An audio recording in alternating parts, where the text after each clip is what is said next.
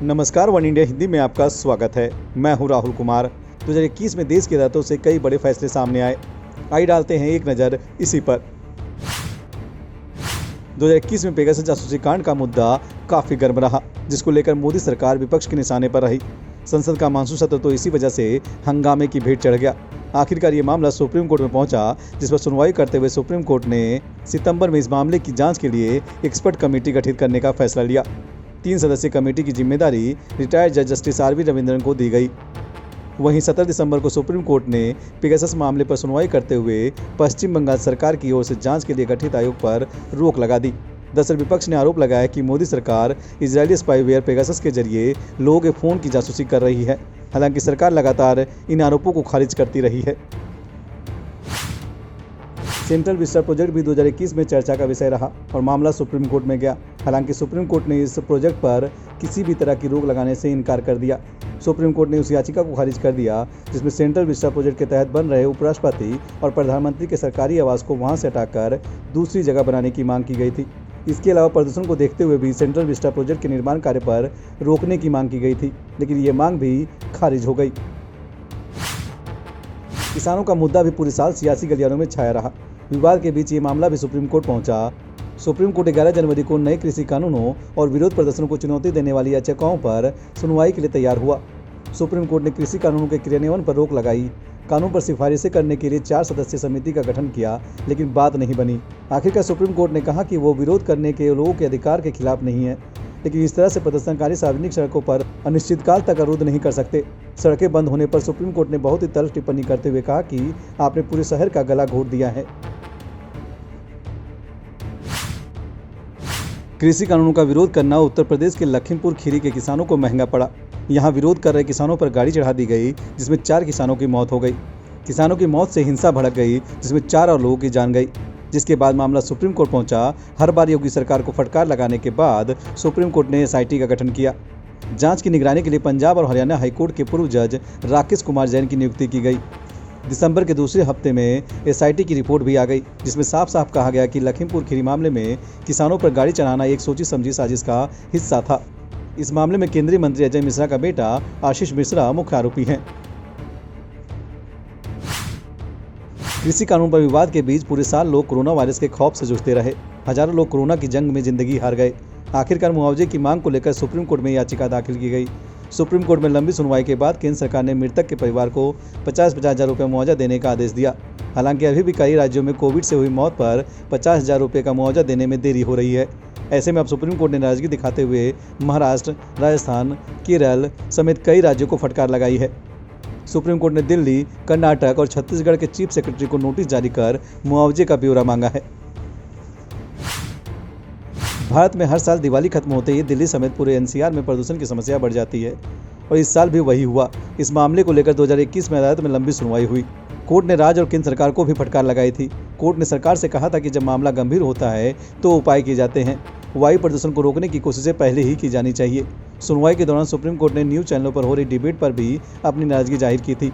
मुख्य न्यायाधीश justice NV Ramana ने कहा कि टीवी न्यूज चैनलों की डिबेट सबसे अधिक प्रदूषण फैला रही हैं।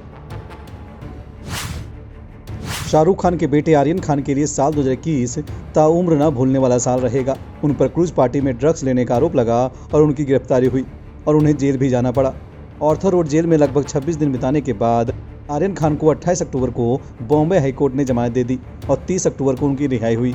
हालांकि जब कभी NCB उन्हें समन करेगी तब उन्हें टीम के सामने 72 घंटे के अंदर पूछताछ के लिए आना पड़ेगा। महाराष्ट्र के पूर्व गृहमंत्री अनिल देशमुख को भी 2021 में कोर्ट के चक्कर लगाने पड़े। मुंबई के पूर्व कमिश्नर परमवीर सिंह ने अनिल देशमुख पर 100 करोड़ रुपए जबरन वसूली का आरोप लगाया और कहा कि देशमुख ने सचिन वाजे को प्रदेश में बार और रेस्तरां में 1 महीने में 100 करोड़ रुपए से अधिक की वसूली करने को कहा था। हालांकि अनिल देशमुख ने इन आरोपों का खंडन किया। इस मामले में कई बार ED नोटिस के बाद 1 नवंबर को अनिल देशमुख ED के सामने पेश हुए थे। प्रवर्तन निदेशालय ने मामले में लंबी पूछताछ की, जिसके बाद उन्हें गिरफ्तार किया गया, जहां से कोर्ट ने उन्हें न्यायिक हिरासत में भेज दिया। अनिल देशमुख तो जेल चले गए, लेकिन परमवीर सिंह गायब हो गए। आखिरकार कई नोटिस के बाद भी परमवीर सिंह नहीं पहुंचे तो भगोड़े का कलंक भी लग गया और इसी कलंक को धोने के लिए 232 दिनों से गायब परमवीर सिंह फिर से मुंबई पहुंचे। नवंबर में परमवीर सिंह सबसे पहले क्राइम ब्रांच ऑफिस पहुंचे और जिसके बाद उनसे तकरीबन 7 घंटे की पूछताछ हुई। इससे पहले परमवीर सिंह के वकील ने सुप्रीम कोर्ट को बताया था कि मुंबई पुलिस से उन्हें जान का खतरा है। हालांकि पेशी के बाद परमवीर सिंह की गिरफ्तारी पर सुप्रीम कोर्ट ने फिलहाल रोक लगा दी है। बॉम्बे हाई कोर्ट की महिला अतिरिक्त जज जस्टिस पुष्पा गनिडीवाला इस साल चर्चा में रही। गनिडीवाला ने पॉक्सो मामले पर फैसला सुनाते हुए स्किन टू स्किन टच सहित कुछ विवादास्पद फैसले दिए थे। उनके फैसले के मुताबिक अगर आरोपी और पीड़ित के बीच स्किन टू स्किन यानी त्वचा से त्वचा का संपर्क नहीं हुआ है तो वो पॉक्सो कानून के तहत यौन उत्पीड़न का कोई अपराध नहीं बनता है। हालांकि सुप्रीम कोर्ट ने इस फैसले को बाद में रद्द कर दिया। यहां तक कि सुप्रीम कोर्ट कॉलेजियम ने जस्टिस पुष्पा गनिडीवाला के नाम की स्थायी जज के रूप में सिफारिश नहीं करने का फैसला किया है। 2021 में झारखंड के धनबाद में जज हत्याकांड भी चर्चा का विषय रहा। जुलाई 2021 में जज उत्तम आनंद की मौत ऑटो रिक्शा से टक्कर मारे जाने के बाद तब हुई थी जब वो सुबह जॉगिंग करने के लिए अपने घर वापस आ रहे थे। मौत की जांच के लिए एसआईटी का गठन हुआ था, लेकिन 2 आरोपियों की गिरफ्तारी के बावजूद पुलिस मामले को नहीं सुलझा पाई थी। सुप्रीम कोर्ट से लेकर हाई कोर्ट तक इस मामले की सुनवाई हुई। सुप्रीम कोर्ट ने हाई कोर्ट को ये केस सौंप दिया और सीबीआई जांच के आदेश दिए गए, लेकिन मौत की गुत्थी अभी तक नहीं सुलझी। 10 दिसंबर को सुनवाई के दौरान जांच एजेंसी ने कोर्ट से कहा था कि इस मामले में गहरी साजिश के तार मिले हैं, लेकिन 17 दिसंबर को सुनवाई के दौरान कोई ठोस सबूत सीबीआई पेश नहीं कर पाई। हाई कोर्ट ने कहा कि ऐसे में लगता है कि इस मामले में सीबीआई निदेशक को ही बुलाकर सवाल पूछना होगा। हालांकि अदालत की नाराजगी पर सीबीआई ने कहा कि इस मामले का जल्द खुलासा होगा। केरल के मशहूर पद्मनाभ स्वामी मंदिर ट्रस्ट का ऑडिट कराया जाएगा। ये फैसला सुप्रीम कोर्ट ने इसी साल सितंबर में दिया। सुप्रीम कोर्ट ने अपने फैसले में साफ कहा कि साल 2020 में ऑडिट कराने को लेकर दिया गया उनका आदेश सिर्फ मंदिर तक सीमित नहीं है, ये ट्रस्ट पर भी लागू होगा। कोर्ट ने 3 महीने में ऑडिट पूरा कराने के निर्देश दिए हैं। कोर्ट में श्री पद्मनाभ स्वामी मंदिर के बीते 25 सालों के रिकॉर्ड का ऑडिट कराने को लेकर सुनवाई लंबे समय से चल रही थी। टेलीकॉम कंपनी भारती एयरटेल को 923 करोड़ का झटका इसी साल अक्टूबर में सुप्रीम कोर्ट ने दिया। सुप्रीम कोर्ट ने भारती एयरटेल के 923 करोड़ के जीएसटी रिफंड पर रोक लगा दी। भारती एयरटेल ने जुलाई सितंबर 2017 के बीच की अवधि के लिए 923 करोड़ का जीएसटी रिफंड मांगा था। दिल्ली हाईकोर्ट ने मई 2020 में भारती एयरटेल की याचिका को अनुमति दी थी। जुलाई 2020 में केंद्र ने सुप्रीम कोर्ट का रुख किया और रिफंड के आदेश को चुनौती दी गई। अक्टूबर 2021 में जाकर सुप्रीम कोर्ट ने सरकार को राहत दी और एयरटेल को जोर का झटका लगा। जानी मानी सामाजिक कार्यकर्ता और वकील सुधा भारद्वाज को 2021 के आखिरी महीने में राहत मिली। 9 दिसंबर को मुंबई की भायखला जेल से सुधा भारद्वाज को रिहा कर दिया गया। 3 साल से जेल में बंद सुधा भारद्वाज को 8 दिसंबर को कोर्ट ने जमानत दी थी। सुधा भारद्वाज को 28 अगस्त 2018 को गिरफ्तार किया गया।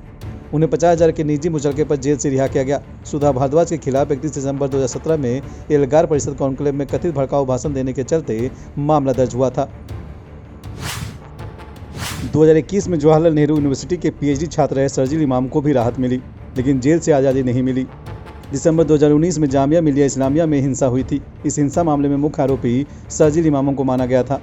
28 जनवरी 2020 को बिहार के जहानाबाद में दबिश देकर शर्जील को गिरफ्तार किया गया था, लेकिन करीब 2 साल बाद शर्जील इमाम को दिल्ली कोर्ट से राहत मिल गई। 9 दिसंबर को शर्जील को जमानत दे दी गई। वहीं अलीगढ़ मुस्लिम विश्वविद्यालय में 16 दिसंबर 2019 को कथित भड़काऊ भाषण में भी शर्जील को इलाहाबाद हाई कोर्ट ने 30 नवंबर को जमानत दे दी थी। दोनों मामलों में जमानत मिलने के बावजूद शर्जील को रिहा नहीं किया गया, क्योंकि दिल्ली हिंसा मामले में भी शर्जील इमाम आरोपी हैं।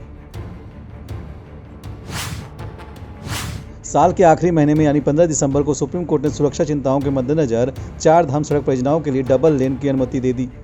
इसके साथ ही पूर्व जज जस्टिस ए.के. सीकरी की अध्यक्षता में समिति का गठन किया गया। सुप्रीम कोर्ट का यह फैसला मोदी सरकार के लिए राहत भरा रहा। केंद्र सरकार की 4 धाम परियोजना का उद्देश्य यमुनोत्री, गंगोत्री, केदारनाथ, बद्रीनाथ को हर मौसम में कनेक्टिविटी प्रदान करना है। तो इस वीडियो में फिलहाल इतना ही। वन इंडिया की तरफ से हमारे सभी दर्शकों को नए साल 2022 के लिए हार्दिक शुभकामनाएं।